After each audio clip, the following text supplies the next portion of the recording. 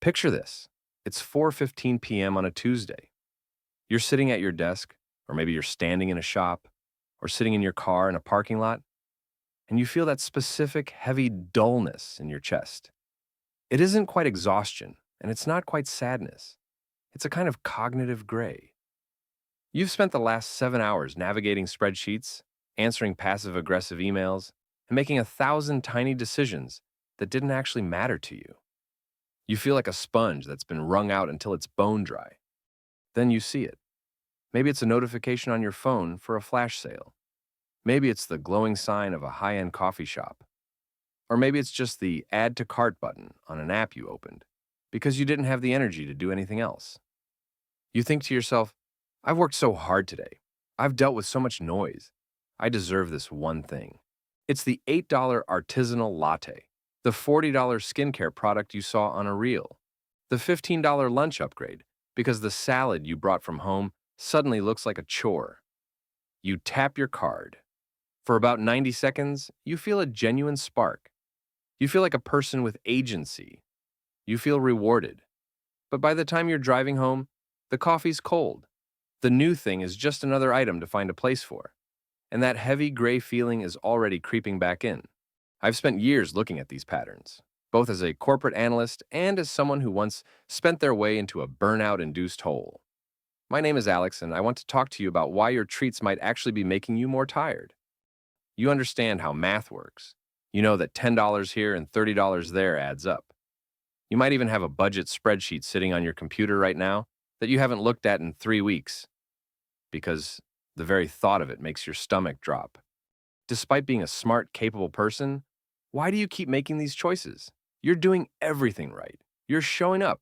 You're grinding. You're trying to build a life. So why does it feel like your bank account is a bucket with 100 tiny pinholes in it? Why does treating yourself feel less like a luxury and more like a tax you're paying just to stay sane? At some point, you have to stop and ask, if these treats are supposed to be the rewards for your hard work, why are you still so tired? Why are you not feeling rewarded? Before we dive into the mechanics, I want to offer you a bit of relief. If you feel guilty about this, if you've ever sat in your car feeling ashamed of a bag of takeout or a random Amazon delivery, I want you to let that go. This isn't because you lack willpower. This isn't because you're frivolous or bad with money. You aren't broken. The reason you're doing this is actually quite logical. You're using a financial tool, spending, to solve a psychological problem. You aren't buying things. You're buying an emergency exit from a day that feels claustrophobic. You're living in a world designed to drain your decision capital by noon, and by 4 p.m., your brain is just looking for a way to survive until dinner. There is a psychological phenomenon I call reactive compensation, but you can think of it as paying off an autonomy debt. Human beings have a fundamental need to feel like we are the ones steering the ship, but modern work often demands that we surrender that autonomy for 8 to 10 hours a day. We wear what we're told, we use the software we're told, and we solve problems that belong to someone else. By the end of the day, your autonomy tank is empty.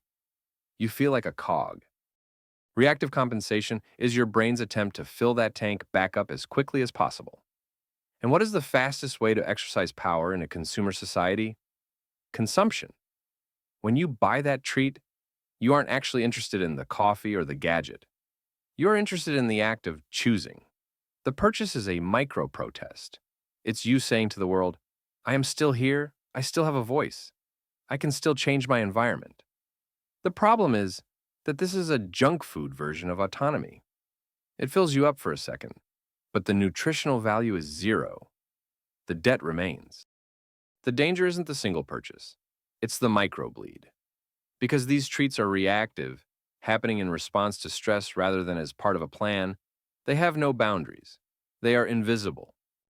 It starts with the I deserve this latte. That's $8. Then it's the I'm too tired to cook takeout.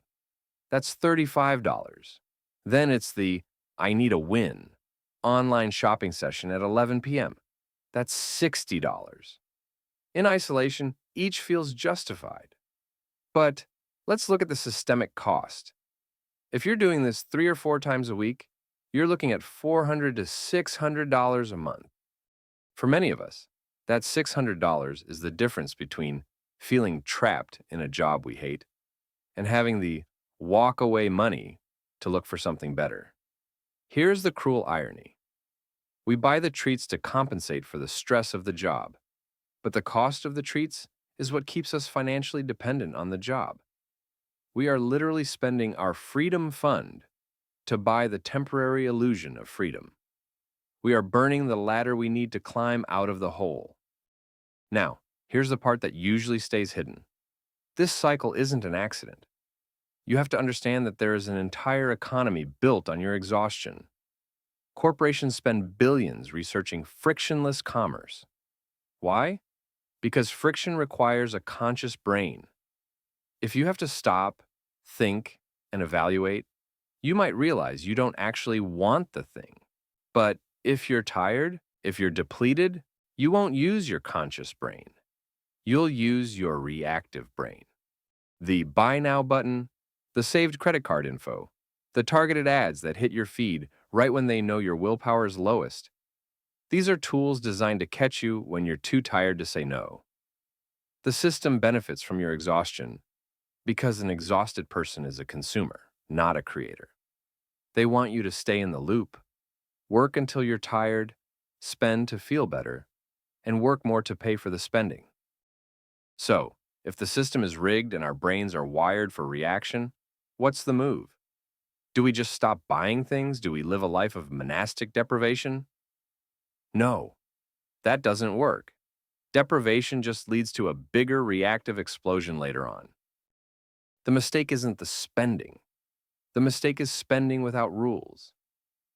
We need to change our mental model. Right now, your treats are emergency exits. They are things you do to get away from your life.